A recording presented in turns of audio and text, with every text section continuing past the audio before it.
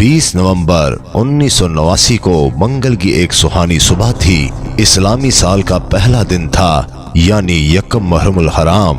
دنیا بھر میں مسلمانوں کے لیے مقدس ترین مقام حرم کعبہ میں امام شیخ عبداللہ بن سدیل نے دل نشین کرت کے بعد نماز فجر کا سلام پھیرا ہی تھا کہ چند آدمیوں نے امام صاحب کو گھیرے میں لے لیا اور ان میں سے کچھ لاؤڈ سپیکر پر قابض ہو گئے۔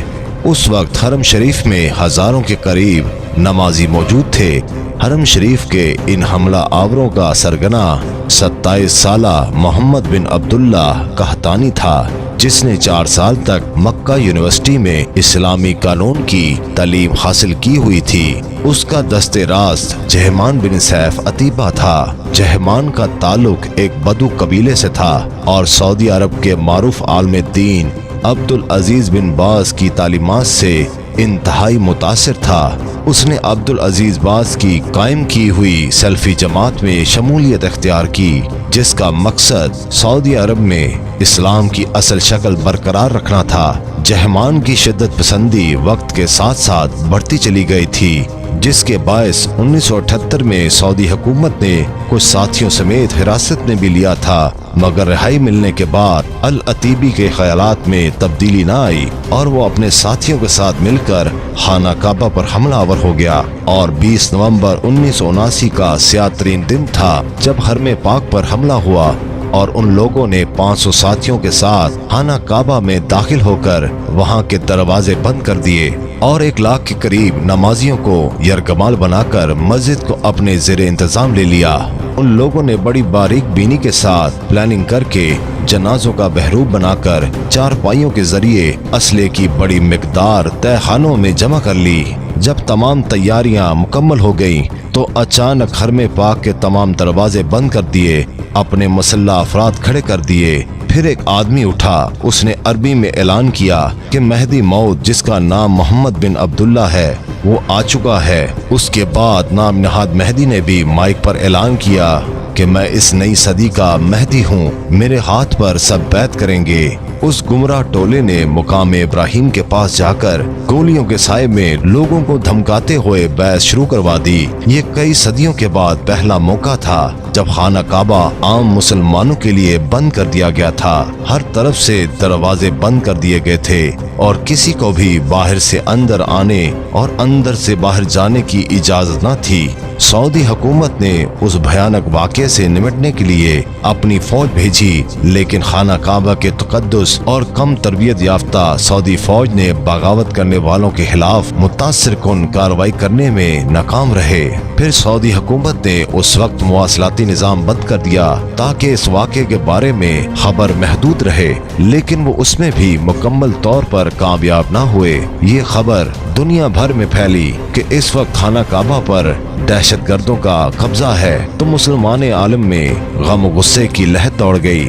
ہر طرف سے یہ پرزور مطالبہ کیا جانے لگا کہ اس متبرک اور مقدس مقام کو دہشت گردوں کے ناپاکی وجود سے پاک کیا جائے، لیکن سعودی حکومت ایک عجیب کشمکش میں مبتلا تھی، کیونکہ بیت اللہ کے قریب خون بہانے سے بھی وہ قاصد تھیں۔ اگر وہاں پر بھاری اسلحہ کا استعمال کیا جاتا تو بیت اللہ کو نقصان پہنچنے کا خطرہ تھا، اور بغیر کسی بھاری نقصان کے دہشت گردوں سے خالی کروانے کے لیے جس مہارت اور پروفیشنل سکل کی ضرورت تھی، اس سے سعودی فوج محروم تھی۔ اس وقت سعودی حکومت کا فرینچ گورنمنٹ کے ساتھ ایک خصوصی دفاعی معاہدہ تھا، چنانچہ فرانسیسی کمانڈوز نے سعودی فوج کو ہنگامی تربیت دی تاکہ وہ شدت پسندوں کا خاتمہ کر سکے، لیکن چونکہ مکہ میں غیر مسلم افراد کا داخلہ ممنوع ہے تو سعودی اہلکار فرانسیسی کمانڈوز کو ساتھ نہیں لے جا سکتے تھے۔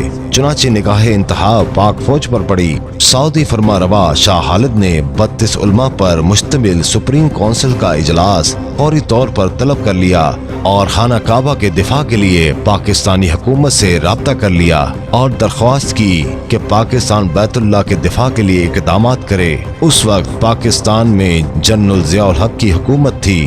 پاک فوج تو سعودی حکومت کے کہنے سے پہلے ہی बैतुल्लाह के तहफ़्फ़ुज़ के लिए तैयार बैठी थी। चुनाचे SSG के स्पेशल कमांडोज पर मुश्तमिल एक खसूसी दस्ता तरतीब दिया गया और उसे हरम पाक की पासबानी के लिए सऊदी अरब रवाना किया गया ताकि बैतुल्लाह को इन दहशतगर्दों से क्लियर करवाया जाए और 1 लाख के करीब लोग जो वहाँ यरगुमाल थे उन्हें आज़ादी दिलवाई जाए। पाक आर्मी के स्पेशल सर्विसेज ग्रुप के इन कमांडोज की क़यादत एक मेजर को सौंपी गई। जब ये मुजाहिद मक्का पहुँचे तो उस वक्त बैतुल्लाह पर मुहासरे और कब्जे को 1 हफ्ता गुजर चुका था और तकरीबन 1 लाख के करीब लोग हरम में महसूर थे। अगर इन दहशतगर्दों पर डायरेक्ट फायरिंग शुरू हो जाती तो ना सिर्फ कीमती जानें ज़ाया होती बल्कि इनके साथ साथ बैतुल्लाह को भी नुकसान पहुंचता। लेकिन इनके साथ साथ वक्त भी इंतहाई तेजी के साथ गुजरता जा रहा था। कैमरास की मदद से सारे एरिया का जायजा लिया गया जहां दहशतगर्द दंदनाते फिर रहे थे और उन्होंने अपने मुसल्ला गार्ड हरम पाक के दरवाजे पर तैनात कर लिए हुए थे। SSG कमांडोज के दस्ते के उस लीडर के जहन में एक तरकीब आई। उसके बाद कमांडोज के उस लीडर ने अपना रुख सऊदी हुकाम की तरफ मोड़ा और उनसे दरख्वास्त की कि मस्जिद हराम के सहन में पानी छोड़ दिया जाए। तमाम लोग हैरान थे ये किस किस्म की प्लानिंग है कि दहशतगर्दों पे पानी के जरिए काबू पाया जाएगा। मेजर ने उस पर भी बस न की बल्कि सऊदी बादशाह से हेलीकॉप्टर के जरिए SSG कमांडोज को मस्जिद के सहन में उतारने की इजाजत तलब की। मगर काबा के करीब नो फ्लाई जोन है, कोई भी चीज काबा के ऊपर फ्लाई नहीं करती। मगर कुछ देर बाद शाह खालिद ने उसकी भी इजाजत दे दी। उसके बाद असल एक्शन शुरू हुआ। पाक फौज के कमांडोज को हेलीकॉप्टर के जरिए सहने काबा में उतारा जाने लगा। दूसरी तरफ उसी मेजर के हुक्म से पानी में करंट छोड़ दिया गया। उस मौसर कार्रवाई की वजह से दहशतगर्दों के शार्प शूटर्स गैर फाल और मफलूज हो गए और पाक फौज के स्नाइपर्स ने फजा ही से इन दहशतगर्दों को निशाना बनाना शुरू कर दिया। और इतनी देर में जब पाकिस्तानी फौज के SSG कमांडोज सहने हरम में उतर गए तो उन्होंने नीचे जाके दहशतगर्दों को काबू कर लिया।